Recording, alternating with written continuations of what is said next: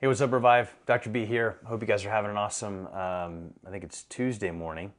I want to come on and answer a question. Was just having a conversation with a good friend of mine. And, I think a lot of people were in this mindset of like, hey, why do we got to do all this extra stuff? You ever ask yourself that question? It's like, why do we have to take supplements? And, why do you need to go to the chiropractor to get your spine adjusted? Why do we need to do detoxes? Why can't we just, eat healthy food and grind away and be a good person? I think that's a great question. And I think a lot of people ask that question when your friend is regularly going to a chiropractor, when they're doing workshops and detoxes and going to the sauna and doing these things. And some people are just kind of like, why do we need to do that? Like, can't we just eat healthy food and, read our Bibles and exercise and everything's going to be good? Like, why do we need all this stuff? Why is it 100 years ago we didn't have to do all of these crazy things? And so I want to answer that question today. Number one, and the point I want to get across here is that the more that we begin to look at our bodies as like this engine that never needs to have routine oil changes, that never needs to have the tires rotated, that never needs to have it cleaned out every once in a while, and we can just run that car as hard as we want to. I mean, we can still take care of it, right? We can still put good fuel in it. We can still drive the car well. But the more that we just think that car is just going to go and eventually not have blowups is not a smart thing. You would never buy a brand new car and then just ignore the fact that the oil light's going off. You would never take that car and expect it not to have half the tires rotated and eventually the tires changed. If you have kids, you can never expect to never have to vacuum your car.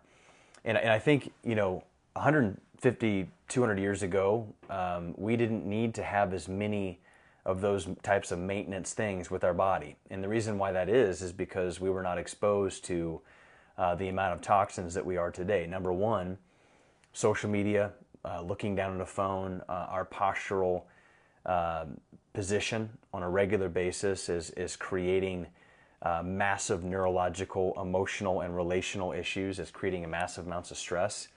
The food and the quality of the food that we have today versus 200 years ago is massively different. I mean, I use the analogy that 100 years ago we walked to work, and we got up when the sun came up, we went to bed when the sun went down, and we didn't have a phone, we didn't really answer text or dings or emails or whatever. Everything was just a lot slower, and I actually would enjoy that. Like I crave that. I think everybody craves that. Just how do we slow down? But the problem is that we're living in a world that is forcing us to speed up. And so it's forcing our engine or our car, our body, to run at a speed that needs to have just more maintenance. We have to change the oil. We have to put good fuel in it.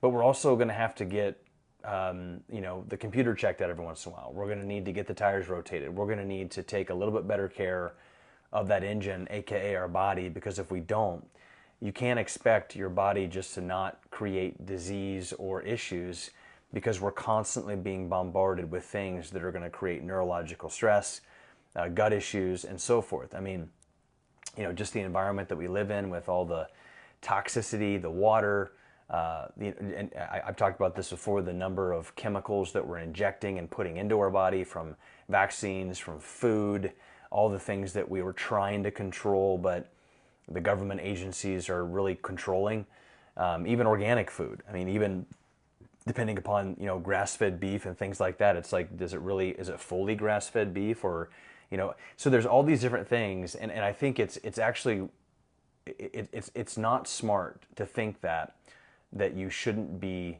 actively doing things to prevent disease and sickness in your body.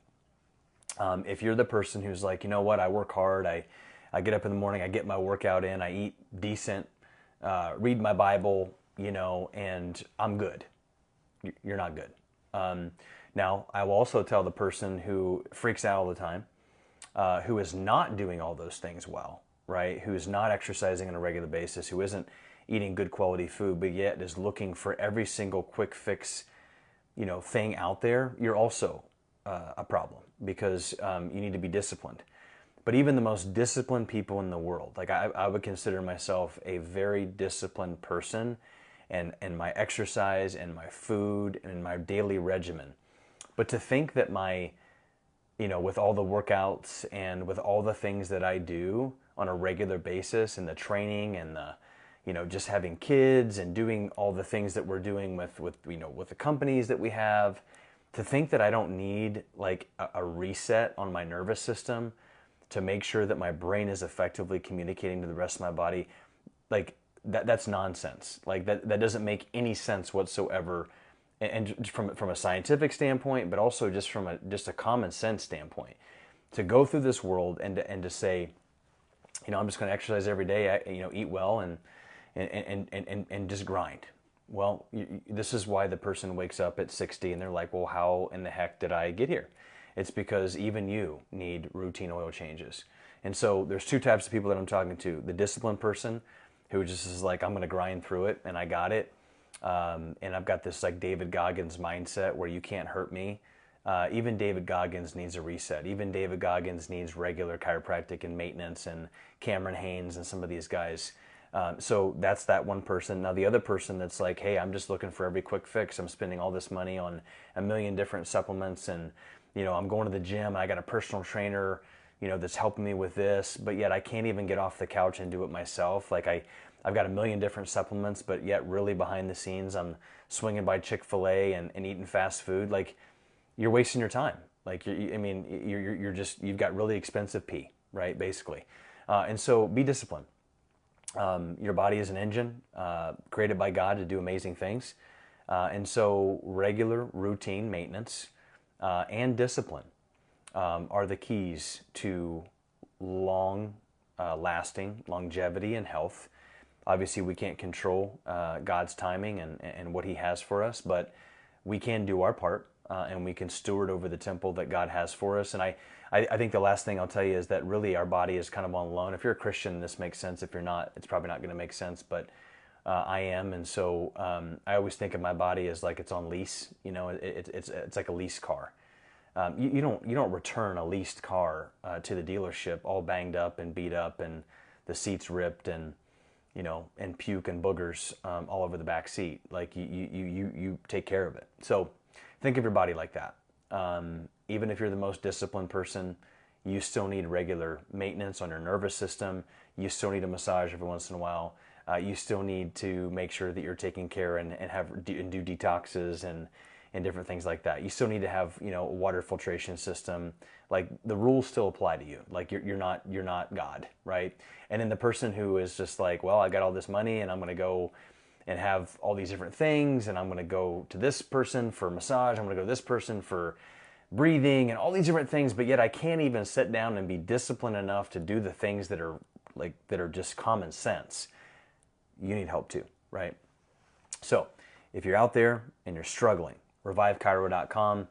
Check us out. If you have questions, email us. If you're local, take advantage of our new patient special. It's online, revivechiro.com.